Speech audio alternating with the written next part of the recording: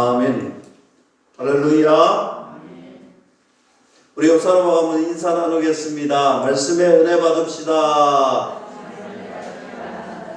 우리 한 번 더 힘차게 고백합시다. 말씀에 은혜 받읍시다. 할렐루야. 저는 오늘 본문 말씀 중심으로 이것이 무엇이냐라는 말씀의 제목으로 말씀을 나누려고 합니다. 먼저 오늘 13절부터 우리가 보았지만 16장 전체적으로 말씀을 나누려고 합니다. 우리 성경책을 보시고 우리 1절 말씀부터 제가 보도록 하겠습니다. 이스라엘 자손의 온 회중이 엘림에서 떠나 시내산 사이에 있는 신광야에 이르니 애굽에서 나온 후 둘째 달 15일이라 이렇게 말씀을 시작하고 있습니다. 이스라엘 백성들이 출애굽을 했습니다. 출애굽을 해서 홍해를 하나님의 기적 같은 은혜로 건넜지요. 마라에 이르렀습니다. 그리고 엘림에 도착을 했습니다. 엘림에 도착했다가 이제 시내산으로 가고 있습니다. 가고 있는 도중에 신광야라는 곳에 있습니다. 근데 이 시점이 출애굽, 이 애굽을 나오고 나서 얼마나 지났느냐? 오늘 성경은 2달하고 15일이 지났다고 합니다. 오늘 우리 이여전도회가 이 단합대회를 어떻게 할 것인가 목양실에 있는데 그런 이야기가 들려오는 것 같아요. 어제 우리 결혼식을, 우리 전지현 집사님 결혼식을 우리 참관하면서 우리 함께 축하해주고 오는 중에 그런 이야기를 했지요. 권사님들 단합대회 가실 때 막 다 모였을 때 교회에서 간단하게 우리 여전도에만 김밥이든 식사를 해서 하고 난 뒤에 가시면 어떨까 했더니 우리 권사님들이 이구동성으로 목사님, 아니 저희들이 밖에서 아무것도 안 하고 먹고 싶은데 어떻게 또 해먹겠냐면서 그러면서 이야기하시더라고요. 오늘 그 말씀을 다 들으면서 제가 설교 준비를 하면서 그런 생각을 해보았어요. 우리가 여행을 떠나도 그렇잖아요.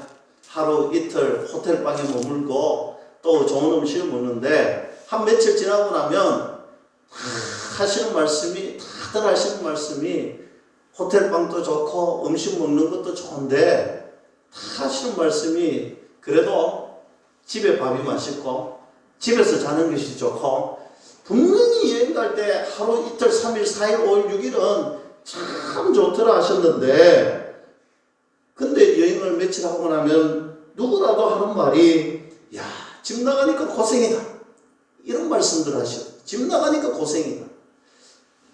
여러분 우리가 그런 마음을 가지고 이 출애굽에 오늘 말씀을 봤으면 좋겠어요. 집 나온 지 얼마 됐다고요? 2달하고 15일이 지났습니다.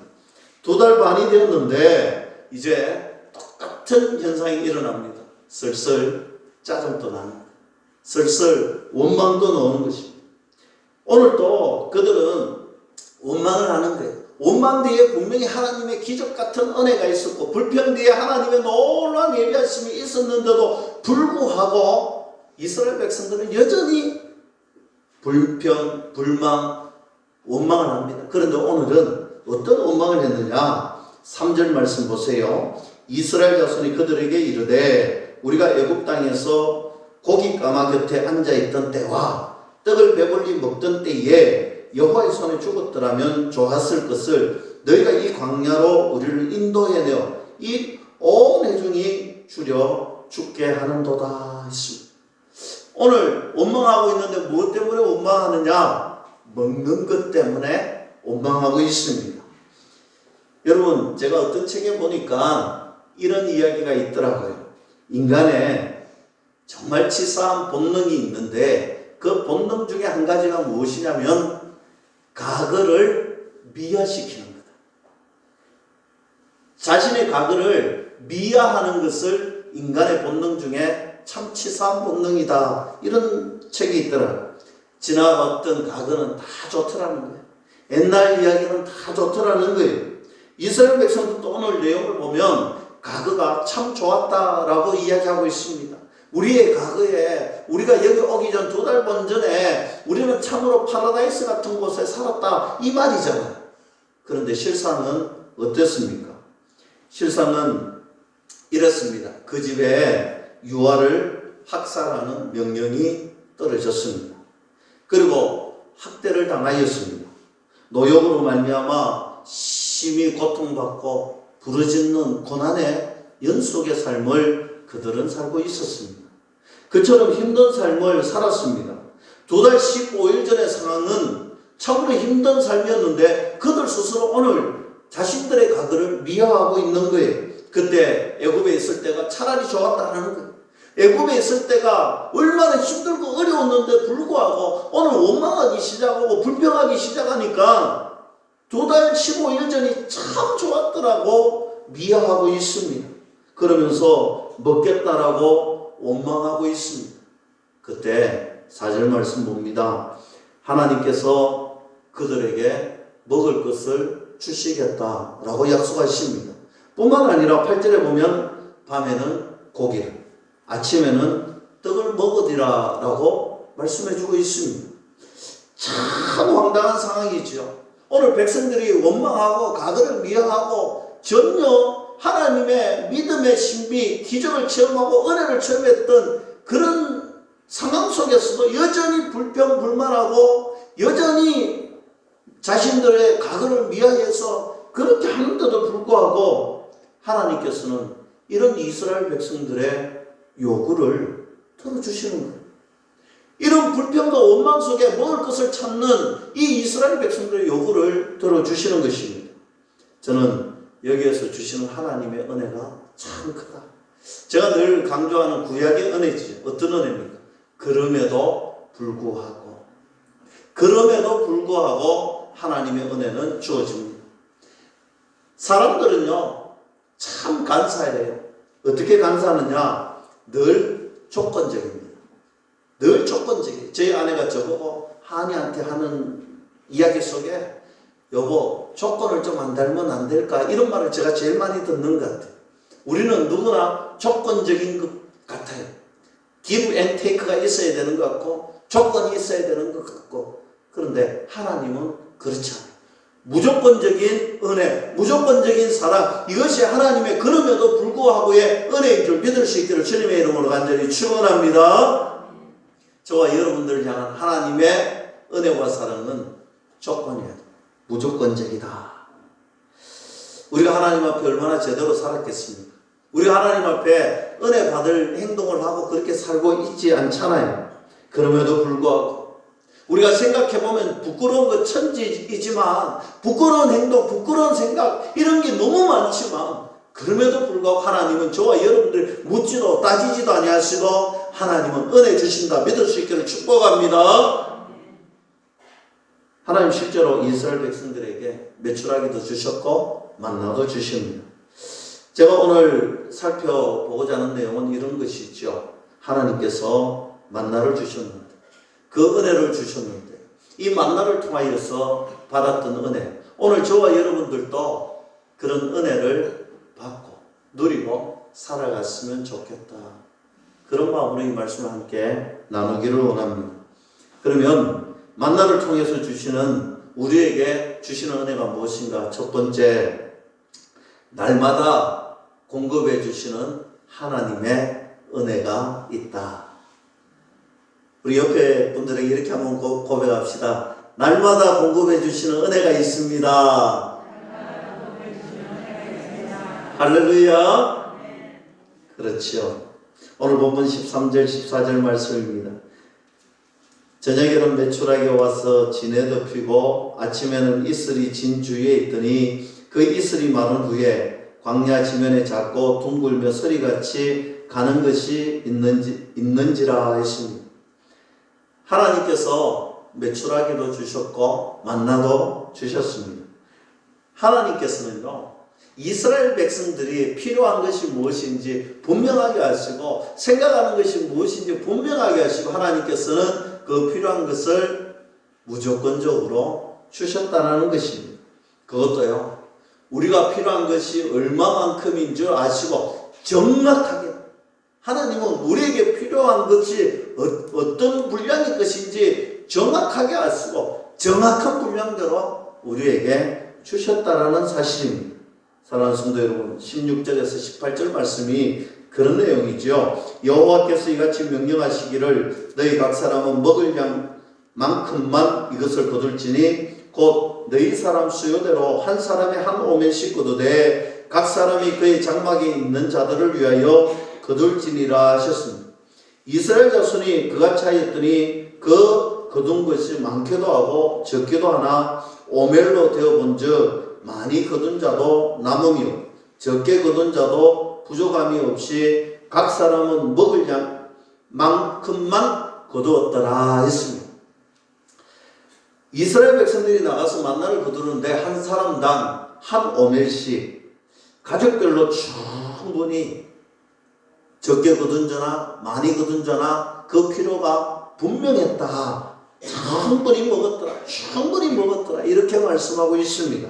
한 오멜은 약 2리터 정도 되는 양이 1인당 2리터 정도 되는 만나를 가지고 와서 요리해서 만나게 먹었는데 남지도 모자라지도 않는 딱 맞는 양이었더라.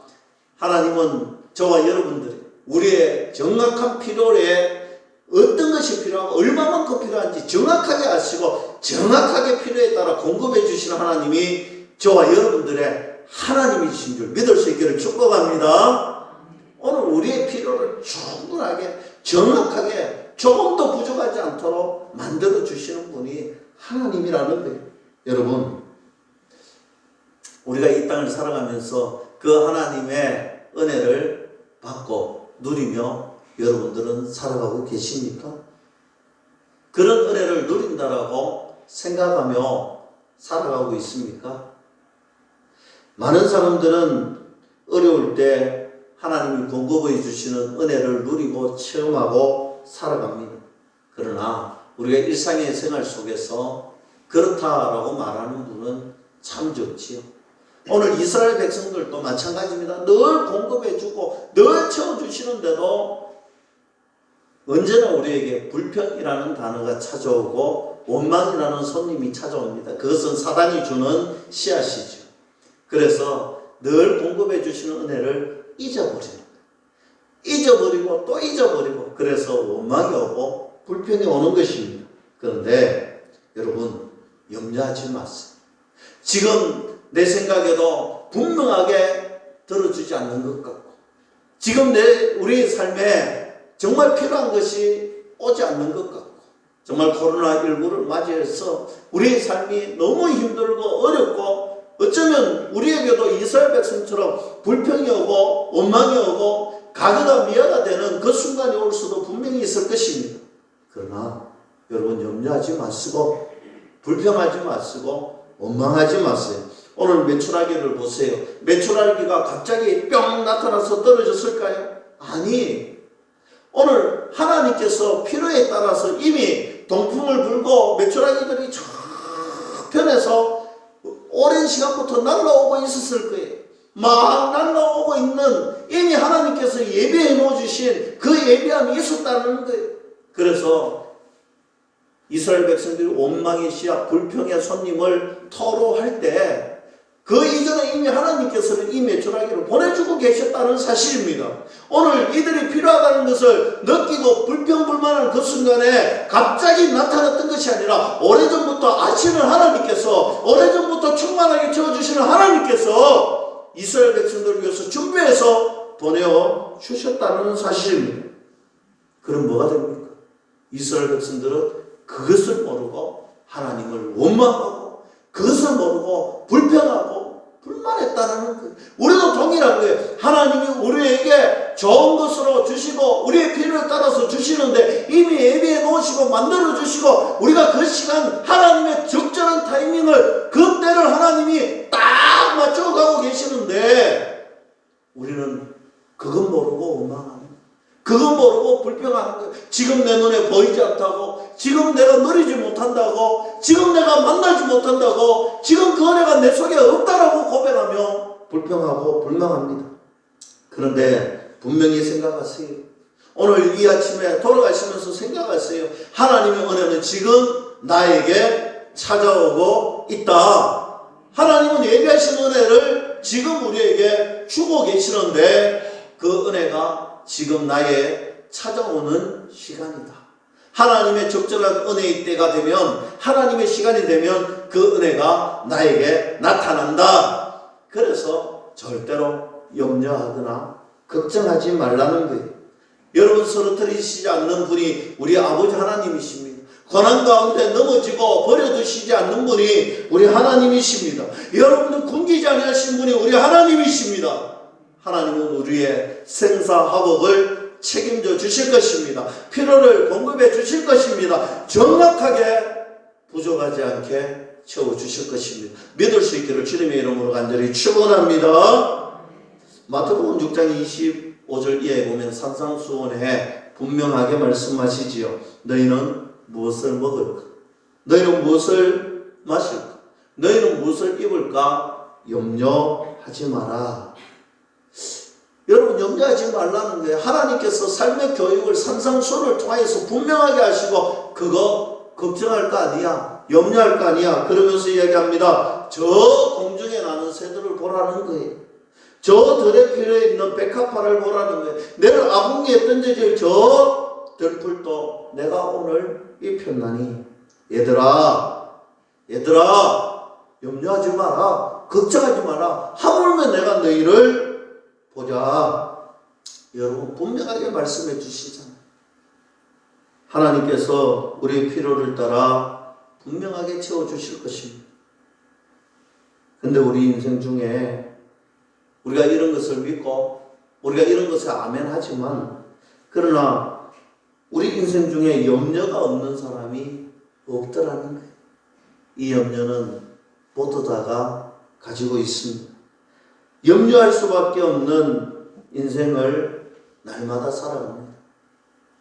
저분은 절대로 염려거리가 없고 저 가정은 절대 걱정거리가 없을 거고 그런 염려와 걱정이 없는 곳이다 라고 생각을 하는 경우도 있습니다.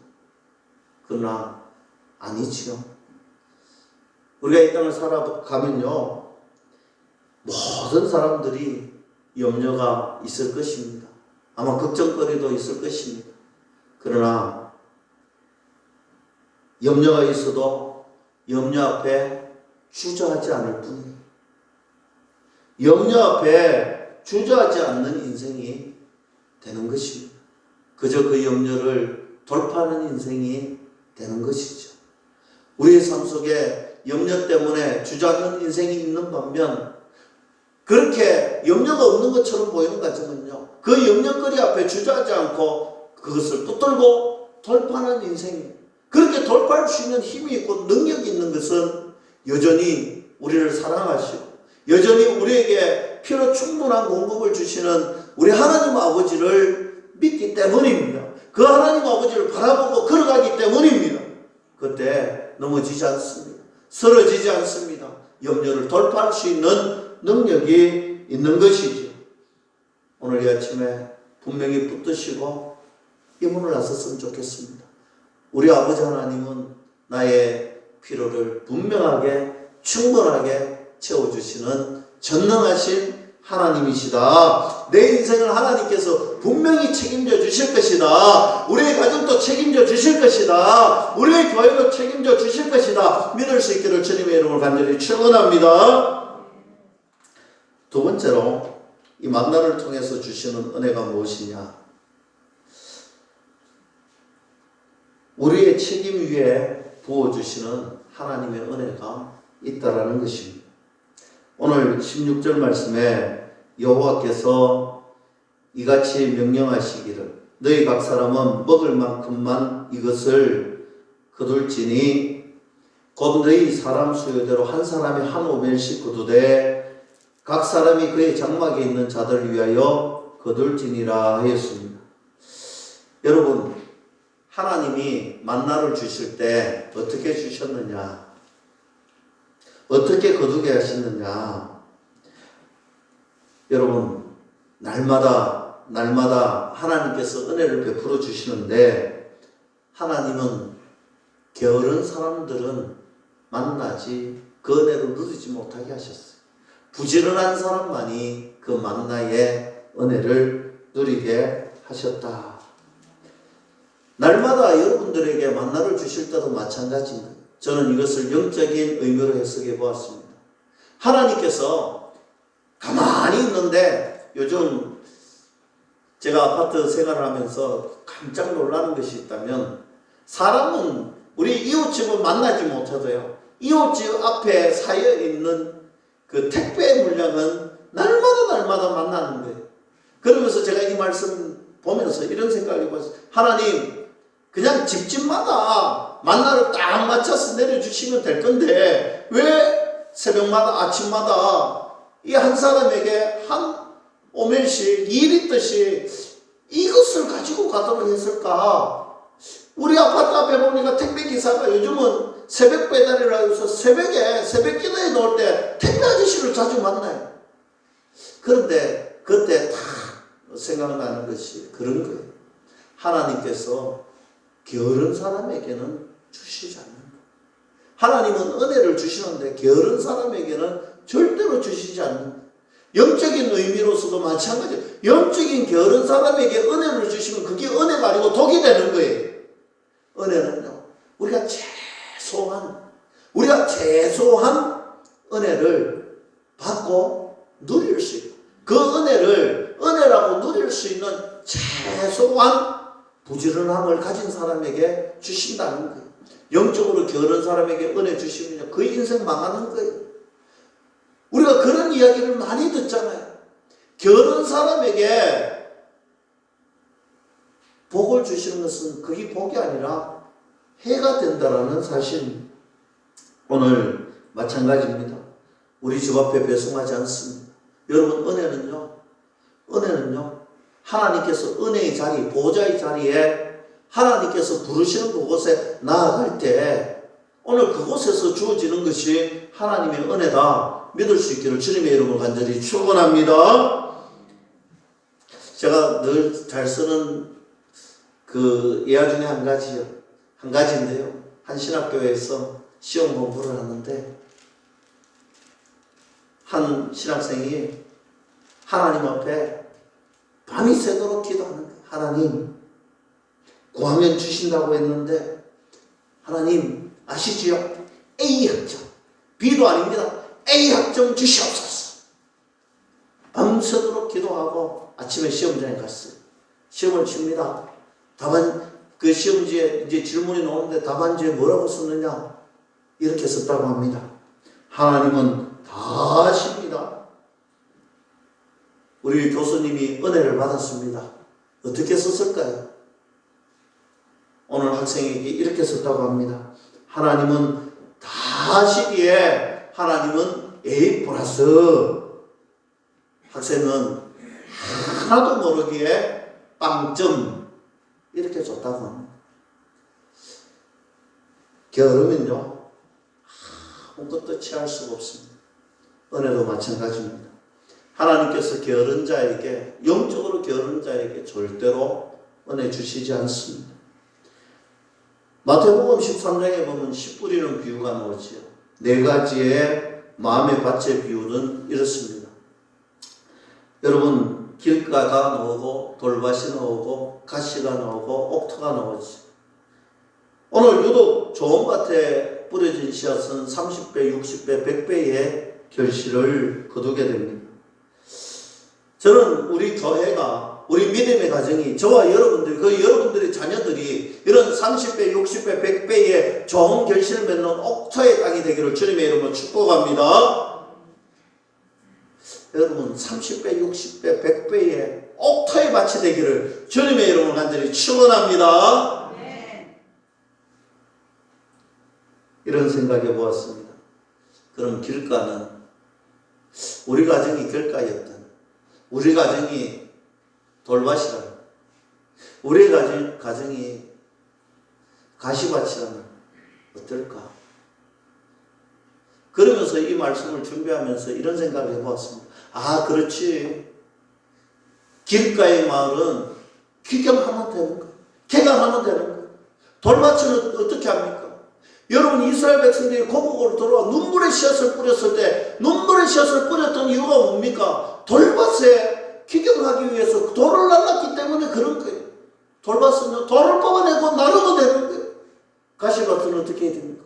가시를 뽑아내면 되는 거예요. 그러면 그 밭이 옥토가 되는 거예요. 무슨 말입니까? 부지런하라는 거예요. 여러분 영적으로 부지런해야 되는 거예요. 우리가 하나님의 은혜의 자리에 나아가고 30배, 60배, 100배의 결실을 거두려면 어떻게 해야 되느냐? 하나님 옥토의 밭을 주시옵소가 아니라 하나님 길가에 바치면 우리가 열심히 기경하겠습니다. 돌밭이라면 돌을 뽑아내겠습니다. 가시밭이면 가시를 제거하겠습니다. 그런 믿음의 여유, 믿음의 결단. 오늘 저와 여러분들이 그것을 가질 때, 그 부지런함이 있을 때 하나님은 그것을 30배, 60배, 100배의 옥토밭이 되게 하시다 믿을 수 있기를 축복합니다. 저와 여러분들 그렇게 살아야 되는 거예요. 영적으로 부지런함을 가지고 우리가 옥토밭이 되도록 눈물의 씨앗을 뿌려야 되는 거예요. 돌밭을 내어 던지세요. 돌을 골라서 버리세요. 가시를 잘라서 버리세요. 그러면 그것이 옥토밭이 되는 것입니다. 사랑하는 성도 여러분, 영적으로 게으르면요 결국 옥토를 맞이해도 옥토를 맞아도 영적으로 게으르면요 그곳에 가시가 나오고요 그곳에 풀이 나오고요 그곳에 돌이 쌓이기 시작하는 거예요. 그러면 결국 영적으로 게으른 사람은 결국 은혜를 못 받는 거예요. 내 심령의 돌밭을 제거하면, 내 심령밭에 돌을 제거하고, 내 심령밭에 가시를 제거하고, 내 심령밭에 옥토를 기경하면 하나님께서 열매를 풍성하게 맺어주실 것이다. 30배, 60배, 100배의 열매, 은혜를 누리게 할 것이다. 여러분 열매가 없다라고 탄식하지 마세요. 열매가 없다라고 탄식하지 마세요. 열매가 없다면 하나님 앞에 영적으로 부지런한 믿음의 일꾼 되겠습니다. 믿음으로 선포하고 돌을 제거하시고 가시를 제거하시고 씨를 뿌리십시오. 그럼 주님이 그때에 열매를 맺게 허락하실 것입니다. 내 믿음이 자라지 못하는 이유가 어디에 있느냐? 다른 데서 찾지 마세요. 내가 영적으로 게으르기 때문입니다. 영적으로 부지런한 사람, 영적으로 하나님 앞에 합당한 사람, 풍성한 열매를 맺을 수 있다. 믿을 수 있기를 축복합니다. 세 번째로 만나를 통해서 주신 하나님의 은혜는 아침에 주시는 은혜다. 똑같은 말이죠. 아침에 주시는 은혜. 여러분 우리가 새벽 기도회가 참 중요한 것이 거기에 있습니다. 하나님께서 하루 일과를 시작하는 저와 여러분들이 하나님 앞에 나와서 믿음의 부지런함으로 하나님에 나와서 하나님의 뜻을 묻고 하나님의 은혜를 구하고 하나님에게 비전을 구하는 사람은요 하나님 우리의 살아갈 길을 보여주시는 거예요. 그런 의미에서 우리가 금양로 기도회를 가집니다. 한 달에 다른 날은 몰라도 적어도 매월 1, 2, 3은 하나님 앞에 기도로 시작하잖아요. 하나님 앞에 기도로 시작하는 사람, 오늘 새벽에 아침에 하나님이 만나를 주시는 이유가 거기에 있습니다. 하나님께서 낮에는 태양빛 때문에 안 된다고 하잖아요. 이 만나가 부실을 주는 거예요. 여러분 우리의 삶 가운데 이런 아침이 얼마나 중요한지 몰라요. 이런 아침에 하나님께서 주시는 은혜를 맛보면 좋겠다. 여러분 우리가 요즘 시대가 발전하면서 아침밥을 거르는 사람들이 참 많아요. 그런데요 제가 한번 아침밥에 대해서 조사를 해보니까 아침밥이 참 좋대요. 참 많은 이유가 있어요. 첫째는 학습과 업무 능력이 상승이 된다고 합니다. 여러분 아침밥을 먹지 않으면 우리 몸에 당분이 부족해서 학습 능력이 떨어지고 업무 능력이 떨어져요. 여러분 아침을 잘 먹이는 학생이 공부도 잘하고 아침을 잘 먹는 학생이 업무 능력도 좋다고 합니다. 그리고 아침밥으로 피로 회복이 참 도움이 된다고. 아침을 뛰어넘고 좀 더 자자 하는 사람보다 조금 일찍 일어나서 아침을 먹는 사람이 피로도가 줄어든다고 합니다. 그 이유는 혈당 때문이라고 합니다. 혈당이 부족해져서 그렇다는 것이죠. 또 아침을 먹는 자에게 심리적 안정이 찾아온다고 합니다. 아침을 잘 먹는 사람은 심리적으로 안정이 된대. 혈관 질환에 도움도 된답니다. 이 콜레스테롤 수치가 좋아진대. 그래서 아침을 먹는 사람이 좋다. 이런 이야기를 보았습니다. 저는 이 이야기를 보면서 이런 생각을 해보았습니다. 아침에 먹는 영적인 밥은 더 좋다. 아침에 먹는 영적인 밥은 더 좋다. 믿을 수 있기를 축복합니다. 그리고 네 번째로 만나를 통해서 주시는 하나님의 은혜는 예배에 집중하게 하시는 하나님의 은혜가 있다. 22절 말씀에 여섯째 날 각 사람이 각절의 식물 곧 하나의 2오멜씩 거둔지라. 회중의 모든 지도자가 와서 모세에게 알림해. 오늘 2배의 갑절의 은혜를 주시는데 언제 그렇게 주느냐. 보통 때는 하루가 지나면 썩고 벌레가 생기고 문제가 생겼는데 안식일에는 하루가 지나도 그대로 있더라. 냄새가 나지도 않고 벌레가 먹지도 않고 먹을 수 있게 주었다. 이것을 통해서 하나님은 우리에게 주시는 은혜가 있습니다. 분명하게 있습니다. 그것은 바로 예배라는 은혜입니다. 여러분, 우리가 이걸 분명하게 깨달으셔야 돼요. 우리 그리스도인들이 가장 중요하게 생각하는 것은요, 바로 하나님께 예배하는 것. 그래서 우리가 예배에 집중하는 것, 이것이 하나님이 가장 원하시는 것입니다. 오늘 예배 드리는 그 시간에는 오늘 만나가 썩지도 벌레가 먹지도 않더라는 거예요. 왜 그렇게 했습니까? 수고의 시간을 아끼는 이유가 무엇입니까? 그 시간조차도 하나님께 예배하기에 집중하라는 거예요. 하나님 앞에 예배하기에 집중하라는 거예요. 거룩한 주인은 하나님께 예배하는 일에 집중하고 이 예배하는 것이 가장 중요한데 그 이유는 이 예배에 집중하고 이 예배에 목숨 걸고 이 예배에게 정말 최선을 다하는 사람에게 하나님께서 가장 좋은 복으로 가장 큰 은혜로 부어주신다는 사실을 믿을 수 있기를 주님의 이름으로 간절히 축원합니다. 여러분, 하나님이 원하시는 것 바로 예배라는 것입니다. 하나님이 가장 기뻐하시는 것 바로 예배라는 것입니다. 하나님께 예배하는 것을 가장 기뻐하시고 가장 원하신다는 사실입니다. 저는 우리가 거룩한 주일 아침 그리고 매 시간마다 매 순간마다 여러분 절대로 잊지 말았으면 좋겠는 것이 있다면 하나님께서 내 예배를 기쁘시게 받으셨을까라는 질문입니다.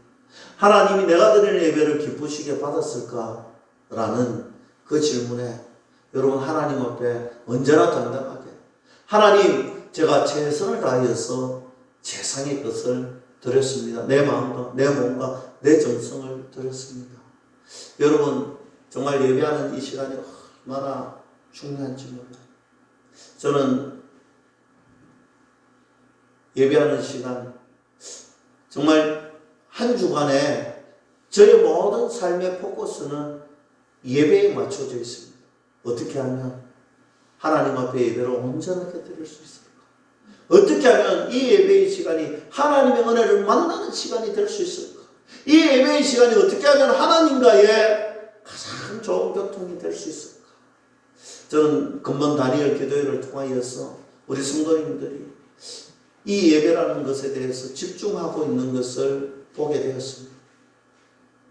온라인을 통하여서 또 생방송을 통하여서 때로는 이런 인터넷이라든지 회선이라든지 이런 여러 가지 것들이 방해하고 악조건이 있는데도 불구하고 우리 성도님들이 예배하는 곳에 집중하고 계시고 아멘 소리가 풍성하고 박수를 치시면서 마치 우리가 그 어려운 교회 예배당 안에 있는 것처럼 그렇게 느껴지게 함을 얼마나 감사한지.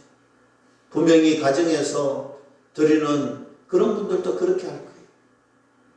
그런데 더 중요한 것은 우리가 드리는 이 예배의 시간이 더 행복하고 이 예배의 시간이 더 집중적이고 이 예배의 시간에 정말 목숨 걸고 그저 이 자리에 잠시 앉았다 돌아가는 시간이 아니라 정말 목숨 걸고 예배에 조금도 방해되지 않도록 미리 준비하고 미리 나와서 예배 준비하고 예배 드리는 여러분 모습이 하나님 보시기에 얼마나 좋을까? 여러분 우리 스스로가 그렇게 질문하며 하나님 제가 드리는 예배 기쁘게 받으셨지요? 제가 드리는 예배 하나님 기쁘게 받으셨지요? 그 질문을 늘 던지면서 예배에 목숨 걸고 이 예배에 집중하는 저와 여러분들이 될 수 있기를 주님의 이름으로 간절히 축원합니다. 여러분 교회는요 이 예배가 어떤 일이든 출발점이 됩니다. 사도행전에 보면 13장에 보면 안디옥 교회가 첫 선교사님을 파송하는 사건이 나오죠. 하나님께서 교회를 세우시고 이 교회를 예루살렘 교회의 중심적으로 움직이셨습니다. 사도행전에 2장부터 그렇게 나오죠. 그런데 사도행전 11장부터 예배의 중심이 이 예루살렘 교회에서 안디옥 교회로 옮겨집니다. 그리고 안디옥 교회 사도행전에 보면 이 안디옥 교회를 통해서 가장 큰 은혜가 주어집니다. 그 이유가 어디에 있느냐? 여러분 안디옥 교회는 참으로 건강한 교회고 참으로 행복한 교회고 참으로 아름다운 교회고 하나님 마음을 시원하게 하는 교회다 이렇게 생각해 볼 수 있습니다. 주님을 닮은 교회, 성령 충만한 교회, 어떻게 이런 교회가 될 수 있었을까? 사도행전 13장 2절에 보면 안디옥 교회에 중차대한 일이 발생합니다. 그때 안디옥 교회가 무엇을 했느냐? 주를 섬겨 금식할 때에, 여러분 주를 섬겨 금식할 때에, 주를 섬긴다라는 말을 우리 영어 성경에 살펴보면 worshiping이라고 되어 있습니다. 예배지요. 여러분 그렇습니다. 안디옥 교회는 중차대한 일을 앞두고 무엇을 했느냐? 예배를 드렸다는 거예요. 하나님 앞에 전심으로 예배를 드렸다. 그들의 열매의 출발점, 그들의 은혜의 출발점이 예배였음을 보게 되는 것입니다. 예배를 드리는 그곳에, 예배를 중요하게 여기는 그곳에 하나님께서 성령으로 충만하게 하시고 하나님께서 은혜 충만하게 하시고 하나님께서 믿음의 신비를 보여주셨습니다. 여러분 저와 여러분들의 출발점은 무엇입니까? 지금까지 우리가 해왔던 출발점은 무엇입니까? 저는 우리 교회, 우리 가정, 그리고 저와 여러분들의 출발점은 예배가 되어야 된다. 예배에 목숨 걸고 예배에 최선을 다하고 예배에 온 마음을 집중하는 그 교회 하나님은 들어서 사용하실 것이다. 믿을 수 있기를 주님의 이름으로 간절히 축원합니다. 출애굽기 16장 15절에 이스라엘 자손이 보고 그것이 무엇인지 알지 못하여 서로 이르되 이것이 무엇이냐니 모세가 그들에게 이르되 이는 여호와께서 너에게 주어 먹게 하신 양식이라. 여러분 만나를 만났는데 한 번도 본 적이 없는 것입니다. 한 번도 경험해 보지 못했습니다. 도대체 들어본 적이 없는 정체 모를 것입니다. 그래서 서로 얼굴을 쳐다보며 이렇게 물었습니다. 이게 무엇이냐? 만나라고 하는 말의 뜻은 이게 무엇이냐라는 것입니다. 한 번도 경험해보지 못한 일을 이스라엘 백성들은 광야에서 만났습니다. 저는 그것을 이렇게 표현하고 싶습니다. 하나님의 희한한 은혜다. 여러분 우리가 코로나라는 것을 만났죠. 한 번도 경험해보지 못한 전 세계의 신기한 한 번도 경험해보지 못한, 한 번도 겪어보지, 한 번도 들어보지 못한 일들이 코로나라는 것을 통해서 나타났습니다. 저는 이것도 하나님이 주시는 희한한 은혜로 바꾸어야 된다. 하나님 주신 희한한 은혜로 바꾸어야 된다. 코로나는요, 절망이 아니고, 코로나는 저주가 아니고, 코로나를 통하여서, 저와 여러분들로 통하여서 이것이 하나님을 드러내고, 하나님의 희한한 은혜가 될 수 있도록, 하나님의 적절한 때 시간 오고 있습니다. 오고 있을 줄로 믿습니다. 그 은혜를 만나고 우리 교회를 통하여서 하나님의 놀라운 은혜가 무엇인지 드러내고 보여줄 수 있는 그런 은혜가 있었으면 좋겠다. 여러분 우리가 이스라엘 백성처럼 지금도 광야의 길을 헤매고 있을 것입니다. 광야에서 어쩌면 원망과 불평이 찾아올 수도 있을 것입니다. 그러나 과거를 미워하지 마시고 과거를 미워하지 마시고 지금 하나님의 적절한 은혜의 타이밍을 기다리고 예배에 집중할 수 있기를 소망해 봅니다. 영적으로 게으르지 맙시다. 영적으로 부지런합시다. 그러면 하나님이 우리가 생각하지도 상상하지도 못했던 아주 큰 풍성한 은혜로 충만하게 채워 주실 것입니다. 이제 은혜의 자리로 초청하시는 주님, 그 초청에 응답하십시오. 은혜의 자리에 오십시오. 예배의 자리에 성실하십시오. 오늘 이것쯤이네. 코로나 시대에 다른 교회도 다 하시는데, 코로나 시대인데 지금 괜찮겠지? 아니에요. 이 코로나 희한한 시대에 하나님이 희한한 은혜를 맛보려면 더욱더 영적으로 무장해야 됩니다. 예배에 성실하십시오. 예배에 목숨을 거십시오. 나아가서 영적으로 부지런한 사람이 되십시다. 하나님 앞에 우리 온 마음과 정성을 들여 하나님 기뻐하시는 귀한 예배자로 쓸 수 있기를 주님의 이름으로 간절히 축원합니다. 기도하겠습니다. 하나님 아버지 감사합니다.